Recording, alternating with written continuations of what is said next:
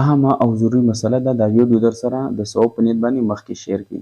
که ډېره اهمه او ضروري مسله ده روزمره زندګۍ سره، نو د ثواب په نیت سره دا ویډیو چې دی هغه مخکې شیر کړي. الله جل شانه به د دې اجر ثواب موږ او تاسو ته رانصیب.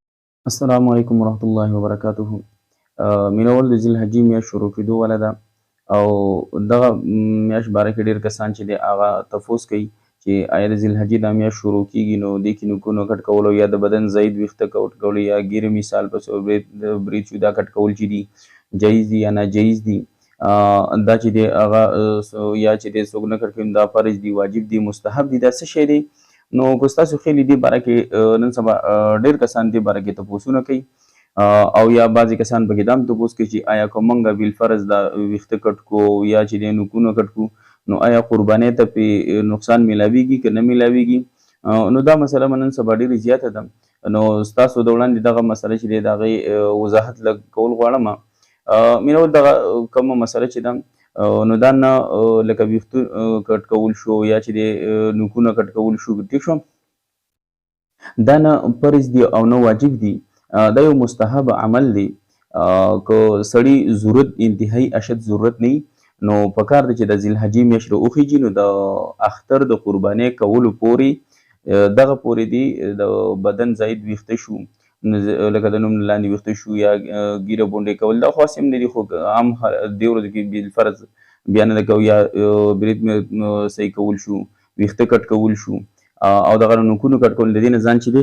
هغه لږ ساتل پکار دي. یو مستحب عمل دی، اجر و ثواب چې دی هغه پکې ډېر زیات دی. او دویم مسله دا چې دا د حاجیانو صاحبان چې دي هغوی حج ته تلي نو هغوی په دې ورځو کې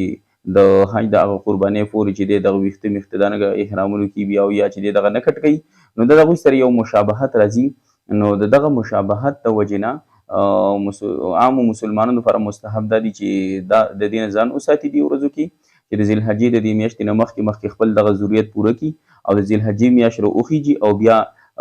دغه ویښته هم کټ نه کړي او نوکونه هم کټ نه کړي، دې نه ځان وساتي. نو الله جل شانه چې هغه حاجیانو صاحبانو له کوم اجر ثواب ورکوي نو عامو مسلمانانو به هم الله جل شانه دغه اجر ثواب ورکوي. نو ثواب پکې شته دی چې مسلمان دې ځان وساتي، خو که بالفرض اشد ضرورت نوکونه ډېر غټ شوي دي مخکې نه کټ شوي یا ویښته غټ شوي یا چې دې زیرناف ویښته او هغه باندې ټیم اوړېدلي غټ شوي نو د هغې هغه بیا واجب دي، هغه لازمي دي چې هغه کټ کړي. بیا دا نه چې دلته کې مستحب عمل چې دی پاتې کېږي نو هلته واجب پاتې کېږي، نو بیا واجب چې دی هغه ادا کول پکار دي او که مستحب پاتې شي نو هم چې دی نقصان نه میلوي خو هلته کې د واجبو په پرېښودو به بیا ګناهګارېږي نو بیا چې دی کټ کول چې دي لازمي دي. نو دا یو مستحب عمل دی که مسلمانان ترې ځان وساتي نو او دا فری دي دغه ورځو کې نو الله جل شانه لوی اجر ثواب چې دی هغه موږ تاسو ته راکړي.